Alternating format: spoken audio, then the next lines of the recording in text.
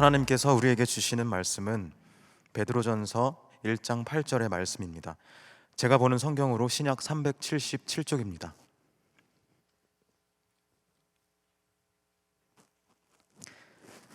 이제 베드로전서 1장 8절의 말씀을 봉독하겠습니다. 다 함께 일어나셔서 하나님의 말씀을 경청하시기 바랍니다. 예수를 너희가 보지 못하였으나 사랑하는도다. 이제도 보지 못하나 믿고 말할 수 없는 영광스러운 즐거움으로 기뻐하니. 아멘. 네, 인사했지만 우리 앞뒤 좌우 지체들과 한 번 더 인사할까요? 당신은 소중한 사람입니다. 네, 오늘 그거에 대해서 이야기하려고 계속 하는 거예요.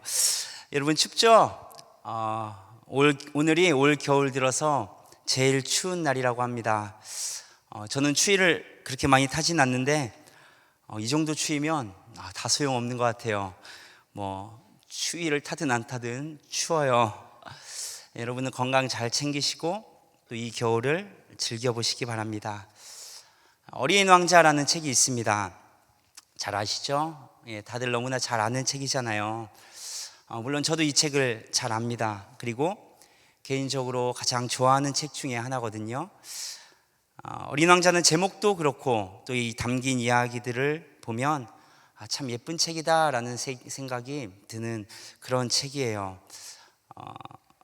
짧고 정말 짧아요. 그렇죠? 내용도 어렵지 않아서 한 번씩 가볍게 읽기 좋은데 또 읽다 보면 여러 번 읽어서 뻔히 아는 내용인데도 불구하고 참 마음이 힐링되는 책이다 라고 생각이 됩니다. 또 이 책을 좋아하다 보니까 물건 중에 어린 왕자 에디션 이런 거 나오면 막 사고 싶거든요. 근데 그런 거 왜 이렇게 비싸요? 그냥 비슷한 물건에 어린 왕자 하나 그려놓고 별 하나 이렇게 그려놨는데 가격이 천정부지로 치솟습니다. 잘 못 사요. 아무튼 그게 중요한 게 아니고, 여러분은 어린 왕자 하면 뭐가 떠오르십니까? 코끼리를 삼킨 보아뱀? 또 사막에 불시착한 조종사? 또 뭐 있죠? 날 좀 길들여줘요 말하는 어떤 여우, 이런 것들 가장 먼저 떠오르잖아요. 너무 유명한 이야기들이니까요. 이 밖에도 정말 많은 이야기들이 짤막짤막하게 이어지지만 쭉 읽다 보면 이 많은 이야기들이 외로움에 대해, 또 마음에 대해, 또 우리 삶에 있어서 잊지 말아야 할 소중한 것들에 대해 이야기하고 있는 책이 어린 왕자인 것 같아요. 오늘 설교의 제목이기도 한 가장 중요한 건 눈에는 보이지 않는단다. 이 문장은 바로 이 어린 왕자에 나오는 문장입니다. 그 중에 제가 특히 좋아하는 한 구절 읽어드릴게요. 이 배경은 비행기가 고장나서 이제 사막 한가운데 불시착하잖아요, 주인공이. 그리고 이 비행기를 고치고 있는 주인공에게 한 소년이 나타나는 거죠. 얘가 바로 어린 왕자예요. 밑도 끝도 없이 양을 한 마리 그려주세요 이렇게 부탁합니다. 그 와중에 또 그려달란다고 양을 그려줘요. 이 그림받은 어린 왕자는 그 양이 자기 별에 있는 한 송이 꽃을 먹어버릴까봐 걱정하죠. 이 주인공은 이제 그 일을 별로 대수롭지 않게 생각하면서 핀잔을 주게 되는 거예요. 나 지금 바빠. 사막 탈출하기 위해서 이 비행기도 고쳐야 하고 정말 내가 지금 감당해야 할 일들이 태산이다. 그런 사소한 일에 신경 쓸 시간 없어. 심지어 양은 그림이잖아요. 그러자 어린 왕자가 이제 말하는 거죠. 수백만 개의 별 중에 단 하나만 존재하는 꽃을 사랑하는 사람은 그 별을 바라보는 것만으로 행복할 수 있잖아요. 그는 속으로 내 꽃이 저기 어딘가에 있겠지 하고 생각할 수 있거든요. 하지만 양이 그 꽃을 먹는다면 갑자기 모든 별들이 사라져버리게 되는 거나 마찬가지라고요. 그런데도 그게 중요하지 않다는 거예요. 여러분, 밤하늘 보셨어요? 저는 이렇게 한 번씩 올려다 보는데 정말 이 수많은 별들이 빛나고 있잖아요. 쫙 빛나고 있는 거예요. 이 많은 별들이 떠 있는데 그 별들 중 하나에 내가 사랑하는 한 송이 꽃이 있다는 겁니다.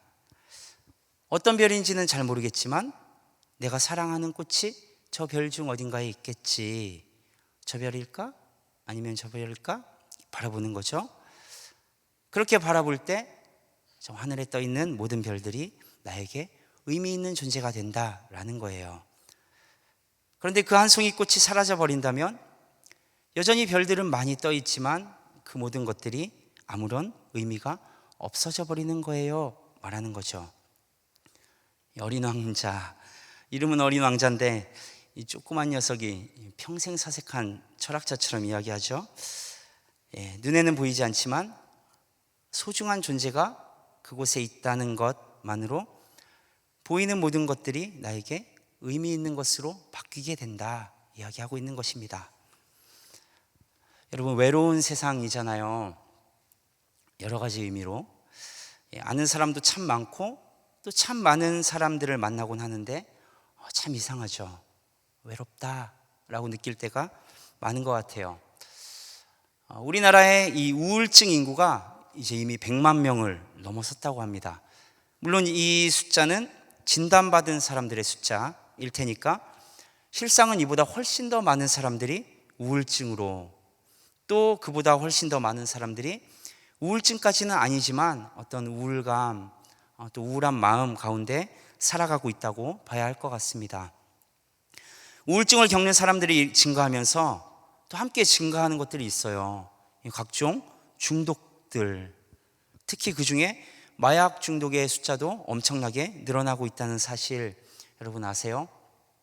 마약이랑 별 상관없는 것 같죠, 우리는. 저도 물론 마약은 안 해봐서 이제 그 기분을 잘 모르겠는데요. 마약이라는 게 이 몸에 들어오면 엔돌핀을 엄청나게 분비한다고 합니다. 이 호르몬은 우리를 행복하게 해주는 물질이잖아요. 어떻겠어요? 그 순간만큼은 정말 세상 그 어떤 곳에서도 또 그 무엇으로도 느껴보지 못한 행복이 찾아오는 거예요. 하지만 그 행복이 지속되는 건 아니라고 합니다. 엔돌핀이 한정되어 있대요. 다 쓰면 끝, 이런 거예요. 어느 순간 이렇게 막 퍼트린 이 엔돌핀이 바닥나면 아무리 약을 쓰더라도 전혀 행복을 느끼지 못하는 지경에 이르게 되고, 물론 약뿐만이 아니고 어떤 일상의 삶에서도 행복한 감정을 느낄 수 없는 거죠. 그럼에도 불구하고 이제 이미 중독되어 버린 이 사람들은 계속해서 약을 찾는 거예요. 행복하지 않으니까, 행복을 찾아야 하니까. 그리고 점점 삶이 망가지게 됩니다. 마약 중독자의 60% 이상이 무직이라는 통계에서 알 수 있듯이 그들의 삶은 이미 처참하게 망가지는 것이죠. 관련해서 한 뉴스를 봤는데 최근 미국에서 2, 3년 사이에 이 펜타닐이라는 마약성 진통제, 이걸로 사망하는 사람이 연간 6만 명을 넘어섰다고 합니다. 누적 사망 숫자가 아니고 연간 6만 명이에요. 어마어마하죠. 6만 명. 우리나라에서도 물론 마약으로 인해 사망하는 사람들이 매년 쭉쭉쭉 늘어나고 있고, 특히 요 근래 2, 3년 사이에 어마어마하게 드러났다고 합니다. 여러분, 숨을 한번 참아 보시죠. 그만 참아요. 10초, 20초 이 정도는 누구나 다 참을 수 있잖아요. 그럴 테고 1분 이상 참기는 생각보다 쉽지 않아요. 1분 별거 아닌 것 같은데 라고 생각하지만 숨 참고 1분 있어 보면 힘듭니다.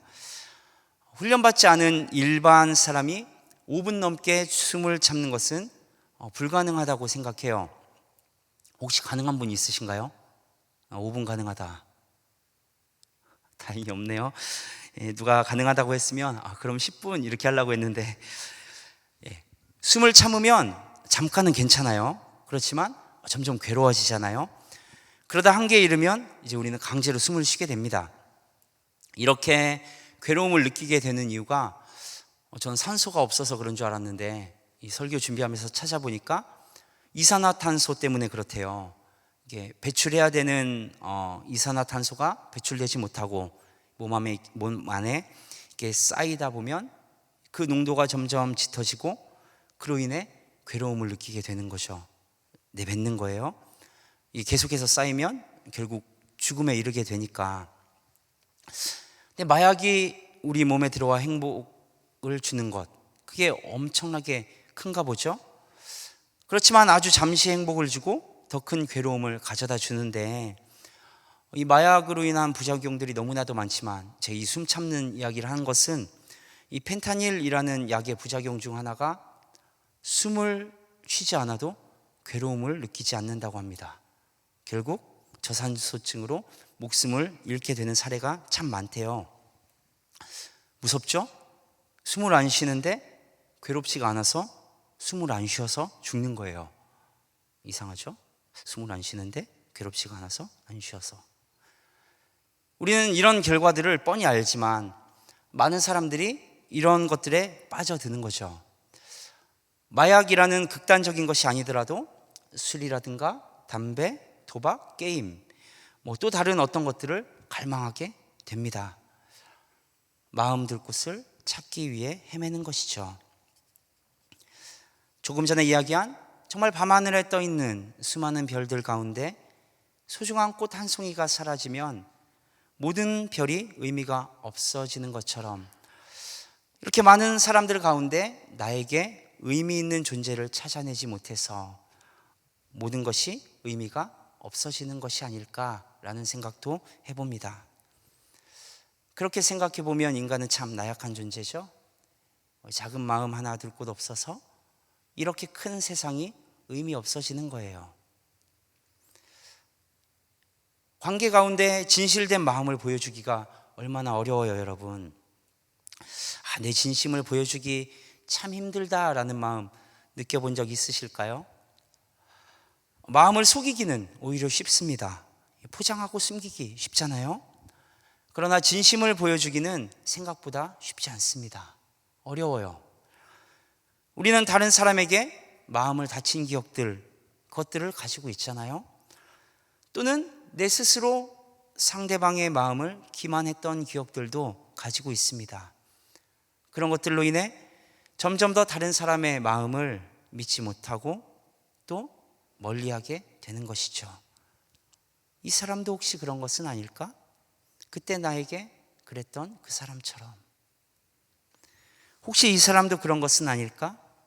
그때 그 사람에게 내가 그랬던 것처럼. 그런 기억과 경험들이 현재를 살아가는 삶에 영향을 끼치게 됩니다. 마음을 닫게 만들고 상대의 마음도 쉽게 받아들이지 못하게 되는 거예요. 믿지 못하게 되고 사랑하지 못하게 되는 것이죠. 그런데 그럴수록 외로워지고 또 그건 해결이 안 되는 문제잖아요. 그래서 자꾸 다른 것들을 찾아야 헤매게 되는 것 같습니다. 더 큰 문제는 우리가 하나님과의 관계 가운데서도 그런 마음들로 인해 그분의 선하심을 의심하고 또 하나님께도 나의 마음을 숨길 때가 참 많다는 것이죠. 요한복음 9장에는 태어날 때부터 눈이 보이지 않는 사람을 고쳐주신 예수님의 이야기가 나옵니다. 우리 1절에서 3절 말씀 함께 읽어볼까요? 예수께서 길을 가실 때 날 때부터 맹인된 사람을 보신지라. 제자들이 물어 이르되 랍비여, 이 사람이 맹인으로 난 것이 누구의 죄로 인함이니이까? 자기니이까 그의 부모니이까? 예수께서 대답하시되 이 사람이나 그 부모의 죄로 인한 것이 아니라 그에게서 하나님이 하시는 일을 나타내고자 하심이라. 유대인들은 모든 질병은 죄로부터 찾아온다라고 생각했습니다. 그래서 이 눈이 보이지 않는 사람을 보면서도 연민의 대상이 아닌 대체 누구의 죄 때문에 저 사람은 저렇게 됐을까라는 것을 예수님께 묻고 있는 거예요. 이 사람의 눈이 보이지 않게 태어난 것이 누구의 죄 때문인가요? 자기의 죄 때문입니까? 아니면 부모의 죄 때문입니까? 묻지요. 예수님 뭐라고 대답하시죠? 죄 때문이 아니야. 하나님께서 하나님의 일을 그에게 나타내시려고 그 사람을 이 땅에 보내신 거야 말씀하십니다. 제자들은 누구의 죄인지를 묻습니다. 죄의 원인을 찾고 있는 것입니다. 그러나 예수님은 그 사람의 고통을 또 그 안에서 이루실 하나님의 일을 보고 계신 것이죠. 그리고 중요한 것은 이후에 보면 그 사람을 고쳐주셨다는 것입니다. 마가복음 10장에도 비슷한 이야기가 나옵니다. 바디메오 이야기거든요. 46절에서 48절 또 함께 읽어볼까요? 그들이 여리고에 이르렀더니 예수께서 제자들과 허다한 무리와 함께 여리고에서 나가실 때에 디메오의 아들 맹인 거지 바디메오가 길가에 앉았다가 나사렛 예수시란 말을 듣고 소리질러 이르되 다윗의 자손 예수여 나를 불쌍히 여기소서 하거늘 많은 사람이 꾸짖어 잠잠하라 하되 그가 더욱 크게 소리질러 이르되 다윗의 자손이여 나를 불쌍히 여기소서 하는지라. 바디메오란 사람이 길가에 서 있습니다. 구걸하고 있었겠죠. 예수님이 지나가신다는 이야기를 듣고 외치는 거예요. 다윗의 자손 예수님, 저를 좀 불쌍히 여겨 주십시오. 그러자 주변에 있던 사람들이 꾸짖었대요. 조용해라. 너 같은 죄인은 예수님께 나아갈 자격이 없다. 또는 예수님은 너 같은 죄인을 상대하지 않으신다. 이러지 않았을까요? 그러나 예수님 말씀하십니다. 뒤에 보면 너의 믿음이 너를 구원하였다. 예수님의 말씀이 떨어지자 보게 되고 또 예수님을 따랐다라고 성경은 기록합니다. 여러분, 눈이 보이지 않는 상태로 살아가는 것 생각만으로도 얼마나 힘들어요. 얼마나 힘든 삶일지 생각해 볼 수 있습니다. 그런데 과연 우리가 생각하는 그 정도일까요? 아마 우리는 짐작조차 할 수 없을 만큼 정말 불편함과 어려움들이 있을 거예요. 얼마나 힘들게 살아갔을까. 이런 육신의 불편함에서 끝나는 것도 아닙니다. 앞서 이야기했듯이 유대인들은 이런 질병의 원인을 죄에서 찾았거든요. 이 정도의 장애를 가졌다면 대체 얼마나 큰 죄를 지은 거야 라는 시선으로 바라보는 거예요. 상종 못할 사람, 가까이 하지 못할 사람, 혹시 몸이라도 닿으면 부정하게 될 거야, 이런 존재들인 거죠. 예수님께서 이 사람들을 치료해 주셨다는 것의 의미는 단순한 육신의 불편함을 해소해 주셨다라는 것이 아니라 그것을 넘어서서 이 사람들의 삶을 회복시켜 주셨다는 것입니다. 소외되고 외로운 삶, 무시당하고 따돌림 당하던 삶을 살아가고 있던 그들에게 자유함을 선포하신 것이죠. 비록 우리는 멀쩡히 앞을 보고 있지만 그렇다고 과연 이들과 다를까? 우리의 눈이 하나님을 보지 못할 때, 자유가 억압되어 있을 때, 또 우리의 삶이 어딘가에 묶여 포로된 삶을 살아갈 때 우리는 동일하게 하나님의 선하심을 의심하게 되는 것이죠. 그런 우리에게 필요한 것은 그분에 대한 설명 아니에요. 우리가 처한 상황에 대한 이해도 아니에요. 우리에게 찾아오신 예수님을 만나는 것입니다. 도무지 이해할 수 없는 상황 가운데서도 그분을 기다리는 것이에요. 주님을 기다리고 만나는 것, 그것이 그분을 아는 것이기 때문입니다. 그리고 그렇게 주님을 만나는 자리에서 어떤 상황이든 우리의 삶은 회복과 자유의 자리로 나아가게 되는 것입니다. 무슨 말이야? 막연하죠? 이사야 61장에는 예수님께서 우리에게 오신 목적과 이유를 분명히 밝히고 있어요. 제가 한번 읽어볼게요. 주 여호와의 영이 내게 내리셨으니 이는 여호와께서 내게 기름을 부으사 가난한 자에게 아름다운 소식을 전하게 하려 하심이라. 나를 보내사 마음이 상한 자를 고치며 포로된 자에게 자유를 갇힌 자에게 노임을 선포하며 여호와의 은혜의 해와 우리 하나님의 보복의 날을 선포하여 모든 슬픈 자를 위로하되 물은 시온에서 슬퍼하는 자에게 화관을 주어 그 죄를 대신하며 기쁨의 기름으로 그 슬픔을 대신하며 찬송의 옷으로 그 근심을 대신하시고 그들이 의의 나무 곧 여호와께서 심으신 그 영광을 나타낼 자라 일컬음을 받게 하려 하심이라. 길죠. 요약하면 여호와의 영이 우리에게 오실 것인데 약하고 쓰러진 자들을 위로하고 그 속박에서 놓아 자유하게 할 것이다. 며칠 전에 어떤 분과 이런저런 대화를 나누던 중에 제가 존경하는 한 목사님에 대한 이야기를 또 하게 됐어요. 이 박영선 목사님이라는 분인데요. 그분이 설교 중에 사랑에 대해 이렇게 말씀하셨다고 합니다. 사랑에 대해 영어 성경이 참 정확하게 번역했다라고 말씀하시며, 사랑은 기쁘고 즐겁고 행복한 것이 아니라 롱 서퍼링이다 말씀하셨다는 거예요. 제가 영어 잘 못해요. 그래서 못할 수도 있지. 그래서 그게 뭔데요? 이렇게 물었죠. 고통이라고, 긴 고통, 이렇게 대답해 주시더라고요. 좋다. 이번 주 설교에 저 써야겠어요. 이렇게 말하고 집어넣습니다. 여러분, 관계가 깨지는 가장 대표적인 대화가 어떤 것일까요? 너 나한테 왜 그래? 네가 먼저 나한테 그랬잖아. 아, 그래? 그럼 난 뭐 너한테 서운한 거 없는 줄 알아? 이러면 끝나는 거잖아요. 끝. 어떨 때 참아줄 수 있습니까? 사랑하면 참아줄 수 있습니다. 참아주는 것이 아니죠. 그걸 넘어서서 그냥 괜찮은 거잖아요. 괜찮을 뿐만이 아니라 오히려 미안한 거예요. 그렇구나. 내가 미안해. 근데 여기다 대고 뭐 잘못했는데 얘기해봐. 이러면 곤란해지는 거지. 어쨌든 미안해지는 거죠. 사랑하니까. 하나님께서 우리를 먼저 사랑하셨다라고 성경은 분명히 말하고 있습니다. 그 사랑은 한정적이고 조건 안에 있는 사랑이 아니라 영원에서부터 영원까지 흘러가고 있는, 지금도 이어지고 있는 그런 사랑인 것이죠. 그런데 사랑이 뭐라고 했어요? 긴 고통. 하나님께서 우리를 위해 스스로를 긴 고통 가운데 던지신 거죠. 우리는 늘 배신하죠. 늘 돌아서죠.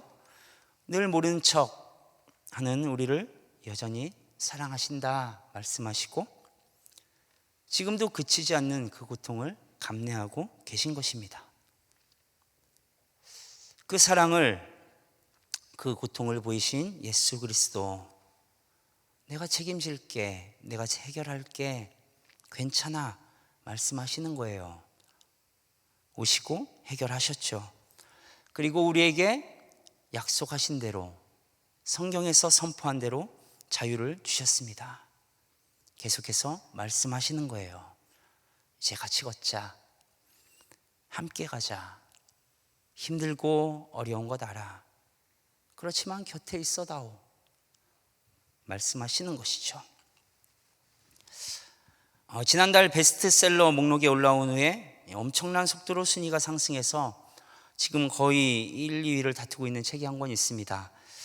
아마 다음 주쯤 되면 압도적인 1위로 올라서지 않을까 생각하는데요. 비온 나티코 린데브라드, 이름 어렵죠? 비온 나티코 린데브라드. 이 사람이 쓴 내가 틀릴 수도 있습니다 라는 책이에요. 이 저자는 루게릭병으로 올해 초 세상을 떠났는데, 그 사람이 평생을 들여 추구한 이 깨달음의 내용들이 이 책에 담겨 있어요. 그것으로 여전히 많은 사람들을 위로하고 격려하고 마음을 붙잡고 있습니다. 이 책에는 세상을 살아가며 우리가 추구해야 할 중요한 것들에 대해 이렇게 이야기하죠. 10살 정도만 돼도 내면의 아름다움이 구체적으로 어떤 것들인지 설명할 수 있습니다. 인내심, 관대함, 정직함, 당당함, 용서하는 능력, 상대의 처지에서 생각하는 능력, 공감, 경청, 연민, 이해심, 사려 깊음 등 무엇이 아름다운 것인지는 누구나 쉽게 알 수 있습니다. 하지만 오늘날의 문화는 딱히 이런 자질을 밖으로 드러내도록 장려하지 않는 것 같습니다. 바로 그렇기에 저는 이런 내면의 힘에 더욱 주목했으면 합니다. 우리에게 허락된 그리 길지 않은 시간 동안 우리 안에 있는 가장 아름답고 강한 힘을 겉으로 드러내면서 살아가자고 말하고 싶습니다. 지금 이 세상에 그보다 더 필요한 것은 없습니다. 눈에 보이는 가치에 대해서는 단 하나도 말하고 있지 않습니다. 인내심, 관대함, 정직함, 당당함, 용서하는 것, 상대방 처지에서 생각하는 것들, 공감, 경청, 연민, 이해심, 사려 깊음. 어때요, 여러분? 다 알고 있는 거잖아요. 우리가 생각하기에도 참 필요하고 중요한 것이다 여겨지는 것들이에요. 그런데 우리 삶 가운데 뒷순위로 밀려있는 것들이기도 하지요. 심지어 그렇게 살면 나만 손해보지 라고 생각하는 것들이기도 합니다. 그런데 그런 것들이 베푼 상대를 살리는 것이 아니라 그것으로 인해 나를 격려하고 나를 살리는 것이라고 이야기하고 있는 거예요. 우리가 오늘 함께 읽은 본문에서도 이 모든 것들을 감당할 수 있는 이유를, 또 보이지 않지만 가장 중요한 가치에 대해 분명히 말하고 있습니다. 오늘 본문 말씀 다시 한번 읽어볼까요? 예수를 너희가 보지 못하였으나 사랑하는도다. 이제도 보지 못하나 믿고 말할 수 없는 영광스러운 즐거움으로 기뻐하니. 요한복음과 마가복음에서 이 눈이 보이지 않는 자를 고치시는 예수님에 앞서 사람들은 그들을 비난하고 멀리했습니다. 대체 어떤 죄를 지었길래 저 지경에 이르렀을까? 조용해라. 여기는 너 같은 죄인이 입을 벌려 말할 만한 자리가 아니다. 그러나 예수님은 그들을 사랑하셨어요. 부르시고 회복시키신 거예요. 여러분, 세상의 가치는 시시로 변합니다. 오늘의 최고의 가치가 과연 내일의 우리의 삶을 보장할 수 있을까요? 변하지 않는 유일한 가치, 그것은 단 하나죠. 우리를 먼저 사랑하셔서 고통 가운데 스스로를 던지신 예수 그리스도, 또 그 길을 바라고 걷는 것, 그것이 우리의 삶을 완성시킬 유일한 가치, 또 방법이 되는 것입니다.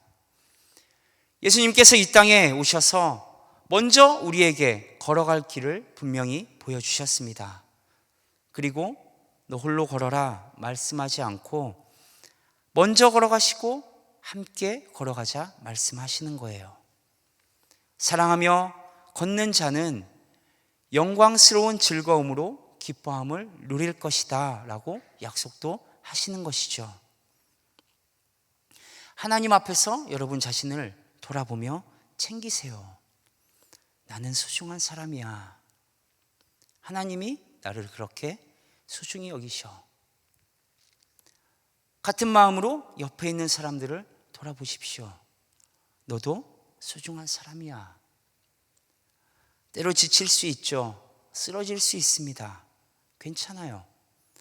나만 그런 게 아니라 모두가 힘든 세상을 살아가고 있기에 다들 그렇습니다. 그럴 땐 앉아서 좀 쉬면 되는 거죠. 그러나 잊지 마십시오. 여러분, 소중한 사람이라는 거.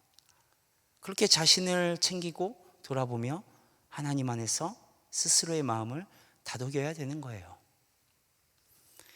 다시 일어날 힘이 생기면 이제 혼자 걷지 말고 동일한 마음으로 주변을 돌아보십시오. 동역자들이 있고 그들과 함께 걷고 혹여 나처럼 지쳐 앉아 있는 사람이 있다면 가서 다독여 주십시오. 여러분, 하나같이 참 소중하고 존귀한 존재들입니다. 예수님의 길을 함께 걷는 삶, 그런 모습 아닐까요? 우리의 상황을 보고 환경을 바라보니 도저히 감당할 수 없을 만큼 망가져 있다 싶을지라도, 또 내 자신의 모습이 정말 초라하다, 못났다 여겨질지라도 주님을 기다리고 만나는 것, 또 내 옆에 있는 사람의 모습이 그렇게 보일지라도 비난과 정죄가 아닌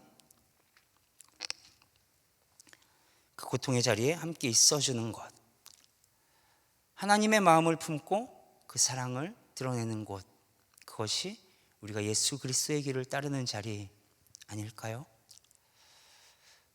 그것을 우리는 사랑이라 부를 수도 있고 사명이라 부를 수도 있습니다.